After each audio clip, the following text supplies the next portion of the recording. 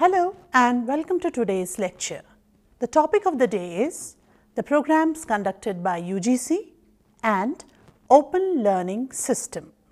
The objectives of this lecture are understanding the concept of University Grants Commission, a brief idea about the programs conducted by UGC and understanding the concept of open learning.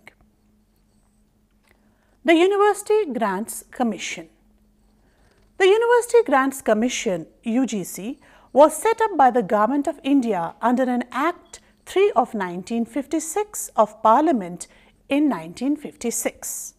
The functions of the Commission as described in Section 12 of the Act are: it shall be the general duty of the Commission to take in consultation with the universities or other bodies concerned all such steps as it may think fit for the promotion and coordination of university education and for the examination and research in universities. The UGC Act was amended in 1972 with a view to regulating the unplanned proliferation of universities by adding a proviso which said, "No grant shall be given by the central government, the Commission, or any other organization receiving any funds from the central government to a university which is established after the commencement of the UGC Amendment Act 1972, unless the Commission has, after satisfying itself as such matters as may be prescribed, declared such university to be fit for receiving grants." As a result of this proviso, the state government started consulting the UGC before establishing new universities.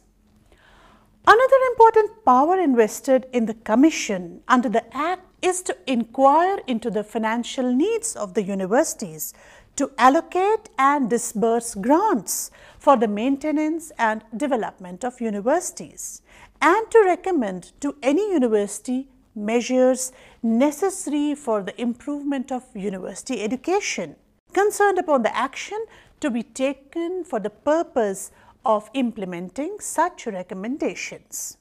The Commission has, under the amended Act, now got the power to allocate and disburse out of the funds of Commission grants for maintenance to the universities other than central universities, for any specified activities of such universities, or for any general and specified purpose.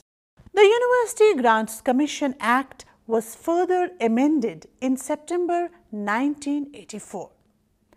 The UGC performs the following important functions. Number 1, promotes and coordinates university education. Number 2, determines and maintains standards of teaching. Number 3, determines and maintains examinations. Number 4, determines and maintains standards of research. Some of the programs conducted by UGC are: Faculty Development Program for colleges. It includes award of teacher fellowship for doing MPhil, PhD or conferences in India. Number 2, short-term visit of young faculty members to reputed institutions. The program aims at enhancing the academic and intellectual environment in the institutions by providing faculty members with enough opportunities to pursue research and also to participate in seminars, conferences, workshops. Participation in such programs would enable faculty members to update their research and pedagogical skills. The objectives of FDP are: Number 1, to provide an opportunity to the teachers of the colleges to pursue their academic research activities leading to the award of MPhil, PhD degree. Number 2, to provide an opportunity to the teachers to present papers in academic conferences, seminars, or participate in workshops. and exchange knowledge and ideas.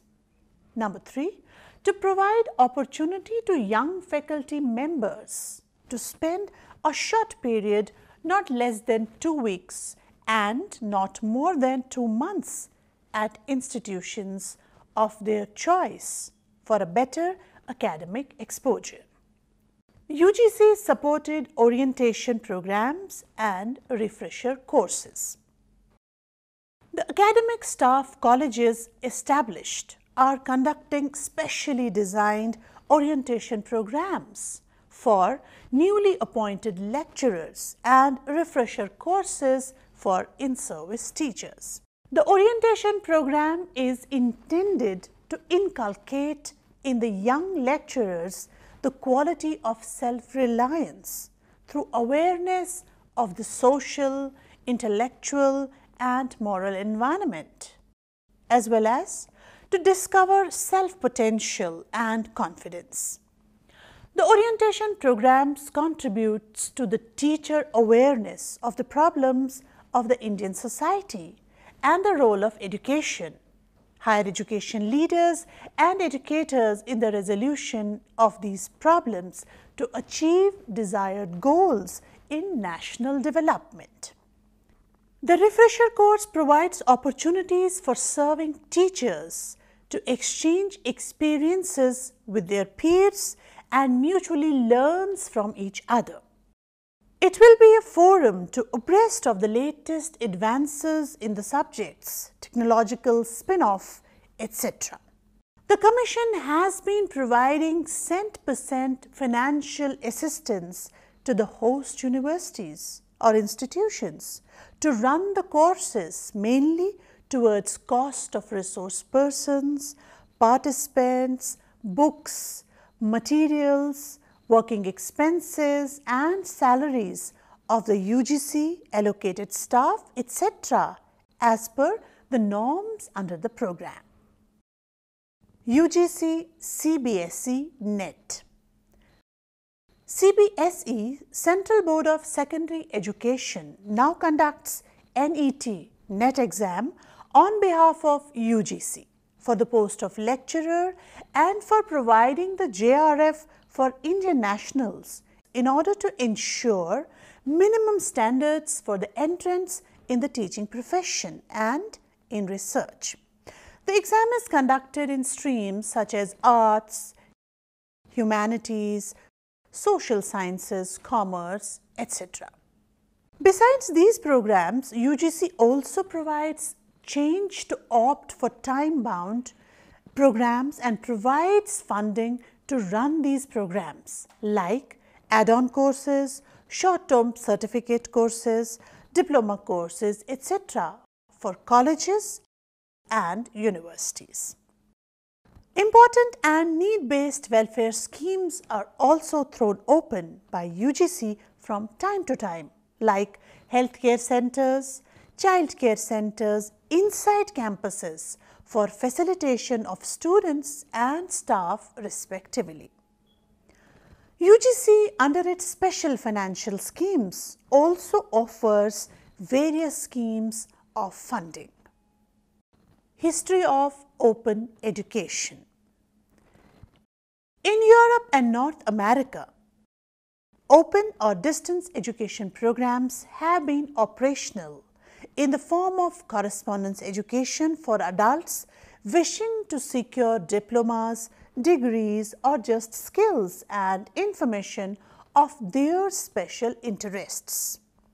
Early in the 20th century, universalization of primary education in remote geographical areas was carried out by Australia, Canada and New Zealand through postal tuition. Later, correspondence education began to cover secondary, higher and some branches of professional education. The use of radio and television for learning support brought in the term distance education. In 1969, the establishment of the United Kingdom Open University, UKOU, gave a new direction to this field.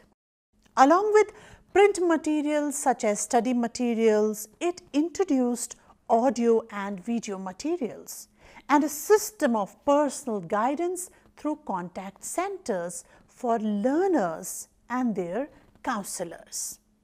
The thrust of Open University towards equality of educational opportunities for millions of people interested in learning, such as housewives, workers, etc., received wide appreciation. Soon after, many correspondence courses were converted firstly into distance education and then into open education, using the new style of postal tuition supported by personal contact and multimedia packages of learning materials.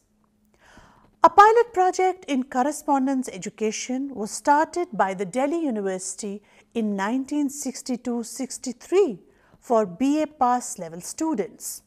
This experiment proved successful, as a result of which many universities started correspondence courses for different classes.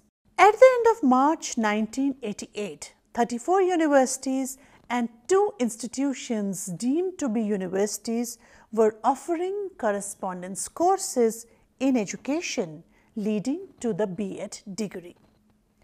Andhra Open University was started in 1982 on the pattern of the Open University of UK.